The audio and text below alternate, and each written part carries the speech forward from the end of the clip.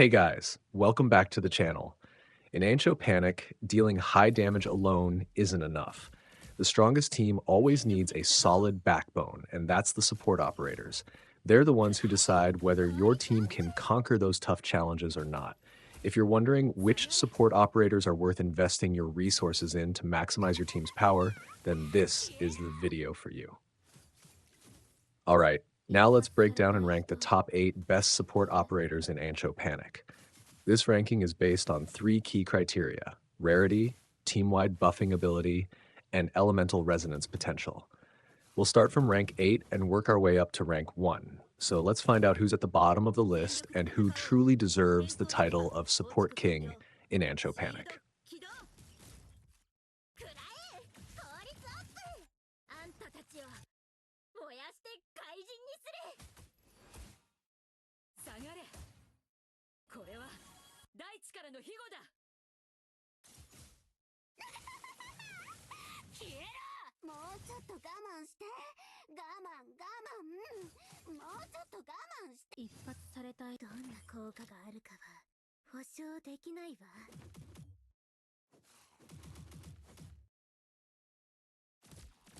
In 8th place, we have Karasukat, a fire element operator. Karasukat's biggest highlight is her insane ability to self-buff her critical rate by 80% through the good mood effect for 1 turn. That number is so high, it almost guarantees her attacks will land as critical hits. However, Karasukat's biggest weakness lies in her risk and inconsistency. This skill only has a 40% chance to trigger good mood, and if you're unlucky, she'll get the bad mood effect instead, reducing her attack by 15%. It's a huge trade-off and simply too unreliable for crucial battles.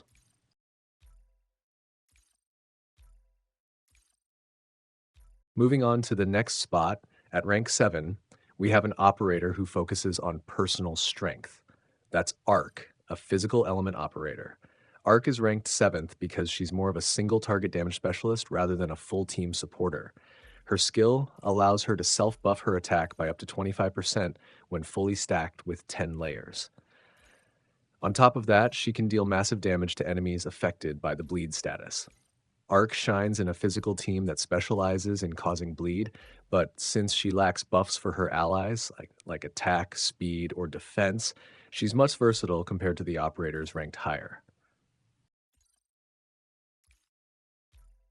Next, let's take a look at which lightning operator holds rank 6.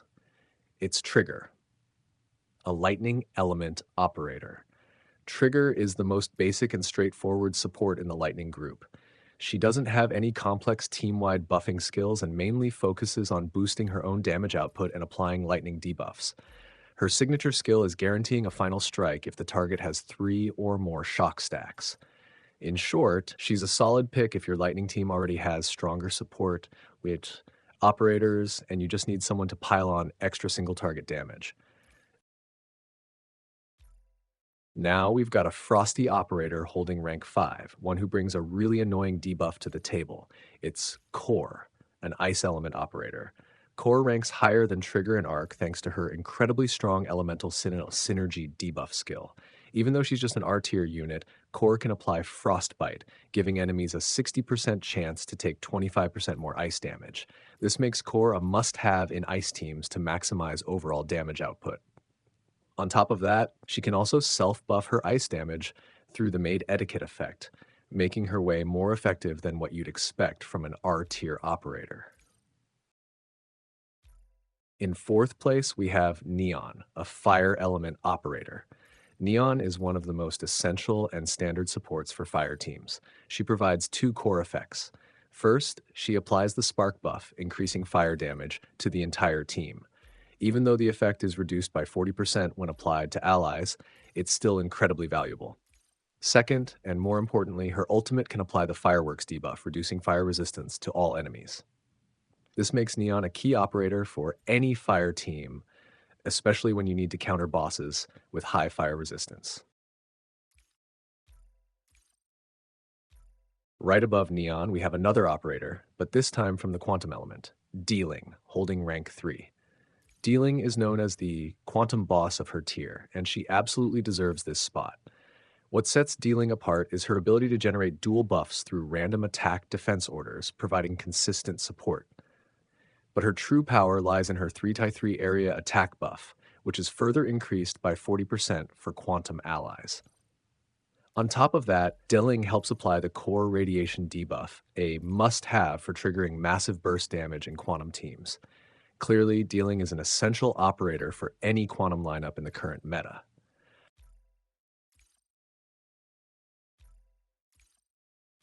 And now, we're entering the top two, the two SSR operators who truly changed the game in Ancho Panic. In second place, the runner-up spot goes to Echo, a lightning element operator.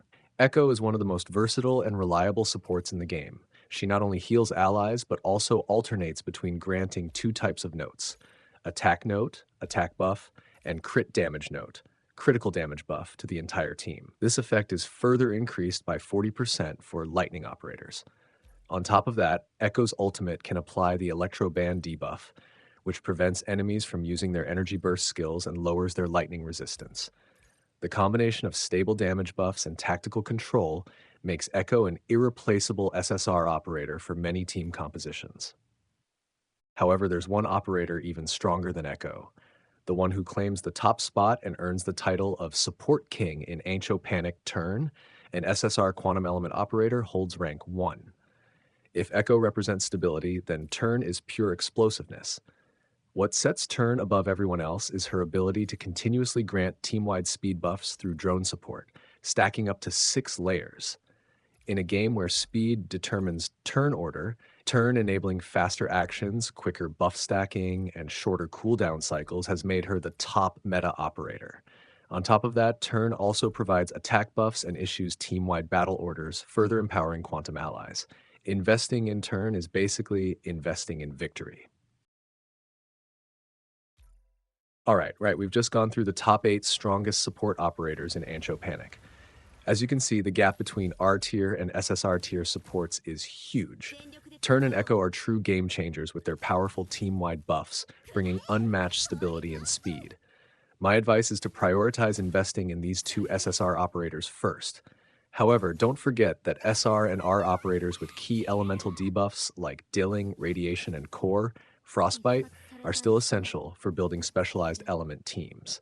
Plus, they're much easier to star up, so they can be great options while you're waiting to get those top-tier SSRs. And now, I want to hear from you. Which operator do you think deserves a higher spot? Or have you discovered any unique team strategies with these characters? Share your thoughts in the comments below, and don't forget to like and subscribe so you won't miss the next team analysis. Thanks for watching.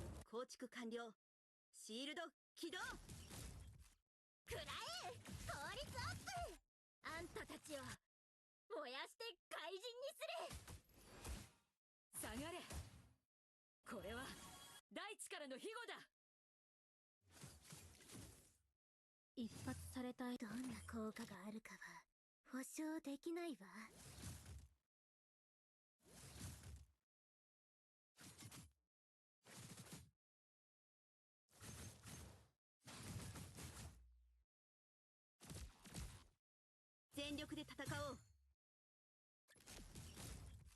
くらえ、効率アップ。下がれ。一発されたい人いる？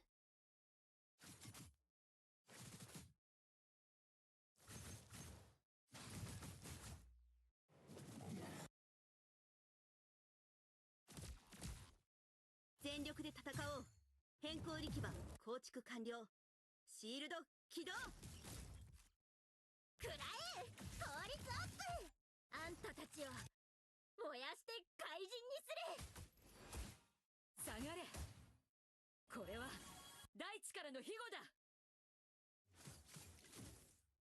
一発されたい。どんな効果があるかは保証できないわ。